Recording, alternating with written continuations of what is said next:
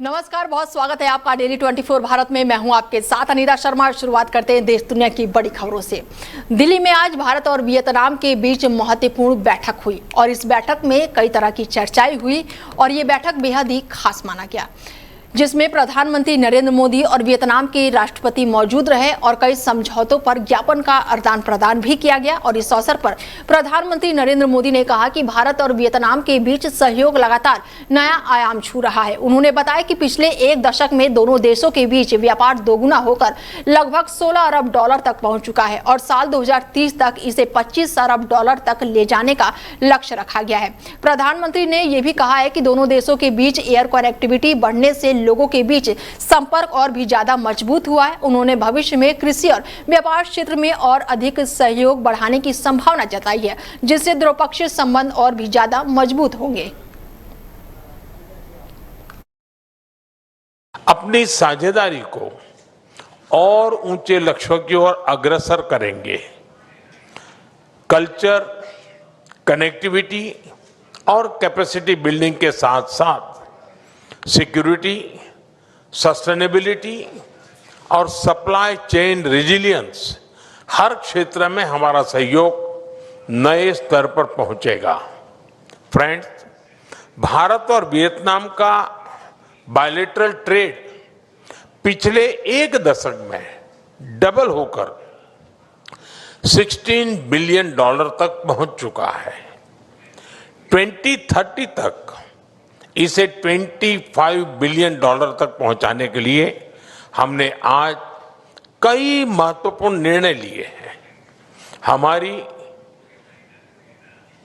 Drug authorities के बीच MOU से अब भारत की दवाइयों का वियतनाम में एक्सेस बढ़ेगा। भारत के एग्रीकल्चर, फिशरीज और एनिमल प्रोडक्ट्स का भी वियतनाम तक एक्सपोर्ट और सुगम होने जा रहा है। अपनी कोलकाता में पश्चिम बंगाल के मुख्य निर्वाचन अधिकारी ने आज राजभवन में राज्यपाल आर.एन. रवि से मुलाकात की और ये मुलाकात लोक भवन में संपन्न हुई, जिसे प्रशासनिक दृष्टिकोण से बेहद ही महत्वपूर्ण माना जा रहा है। खबरों की माने तो इस बैठक में राज्य में चुनावी तैयारियां, प्रशासनिक व्यवस्था और संबंधित प्रतिक्रियाओं को लेकर विस्तार से चर्चा की संभावना जताई जा रही है और इस मुलाकात को आगामी चुनाव के मद्देनजर प्रशासनिक समन्वय और तैयारियों को मजबूत करने की दिशा में एक अहम कदम के रूप में देखा जा रहा है। पश्चिम बंगाल में 9 मई की सुबह 10 बजे ब्रिगेड परेड ग्राउंड में नई सरकार का शपथ ग्रहण समारोह आयोजित किया जाएगा और इस कार्यक्रम को लेकर प्रशासनिक तैयारियां तेज कर दी गई हैं और सुरक्षा व्यवस्था को भी मजबूत किया गया है। ब्रिगेड परेड ग्राउंड में होने वाला यह शपथ ग्रहण कार्यक्रम राजनीतिक दृष्टि से बेहद ही महत्वपूर्ण माना जा रहा है। समारोह में कई बड़े नेताओं और गणमान्य अतिथियों के शामिल होने की संभावना है, जिससे राज्य की राजनीति में नई दिशा तय होने की चर्चा तेज हो गई है। असम के मुख्यमंत्री हेमंता बिस्वा शर्मा ने अपने मंत्रिमंडल के सहयोगियों के साथ अपना इस्तीफा राज्यपाल लक्ष्मण प्रसाद आचार्य को सौंप दिया। इसके साथ ही बीजेपी के नेतृत्व में नई सरकार के गठन का रास्ता साफ हो गया। बता दें कि 4 मई को असम विधानसभा चुनाव 2026 में एनडीए ने बड़ी जीत हासिल की।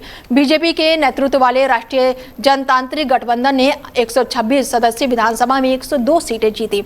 असम में विधानसभा चुनाव 9 अप्रैल को एक चरण में हुआ था और मतगणना 4 मई को हुई और इस बारे में मुख्यमंत्री कार्यालय में एक्स पर एक पोस्ट में कहा गया है कि असम चुनाव 2026 के परिणामों की औपचारिक अधिसूचना के बाद अब नई सरकार के गठन को सुगम बनाने के लिए डॉक्टर हेमंता बिस्वा शर्मा ने आज लोक भवन में माननीय राज्यपाल लक्ष्मण आचार्य को मुख्यमंत्री पद से इस्तीफा सौंप दिया है और साथ ही उनके मंत्रिमंडल के सहयोगियों ने भी इस्तीफा सौंप दिया है।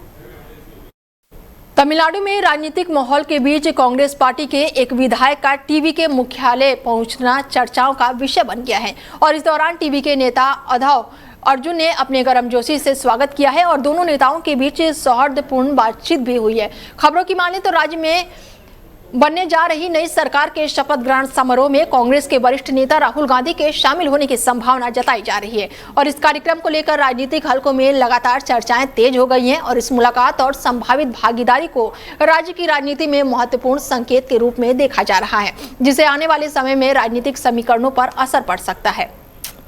तमिलनाडु में टीवी के प्रमुख विजय आज चेन्नई स्थित टीवी के मुख्यालय से रवाना हो गए। जानकारी के अनुसार राज्य के राज्यपाल राजेंद्र विश्वनाथ अलंकार से मुलाकात करेंगे और ये मुलाकात शिष्टाचार भेंट के रूप में देखी जा रही है, जिसमें राज्य में जुड़े विभिन्न समन्वय मुद्दे पर बातचीत होगी और इसको लेकर कई तरह की अटकलें भी लगाई जा रही है। इस कार्यक्रम को लेकर तमिलनाडु की राजनीति में हलचल बढ़ गई है और सभी की नजरें इस महत्वपूर्ण बैठक पर टिकी हुई है।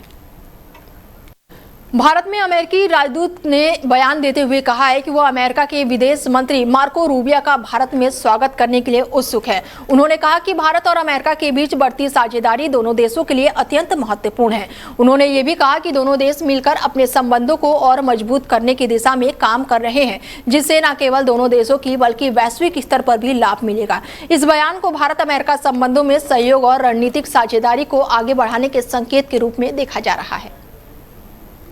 जालंधर में पंजाब के पुलिस महानिदेशक गौरव यादव ने उस स्थान का निरीक्षण किया है जहां पर कल रात को बीएसएफ फ्रंटियर मुख्यालय के पास से एक दोपहिया वाहन में आग लगने के बाद से धमाका हुआ। घटना के बाद से इलाके में सुरक्षा एजेंसियां सतर्क हो गई हैं और पूरे मामले की जांच शुरू कर दी गई है। अधिकारियों ने मौके पर पहुंचकर स्थिति का जायजा लिया है और आवश्यक दिशा निर्देश दिए हैं।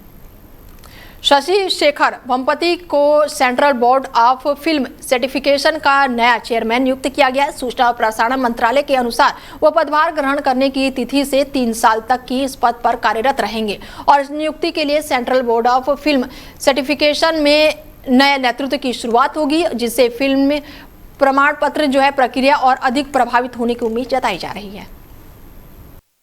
फिलहाल बुलेटिन में मेरे साथ इतना ही। दीजिए इजाजत। नमस्कार।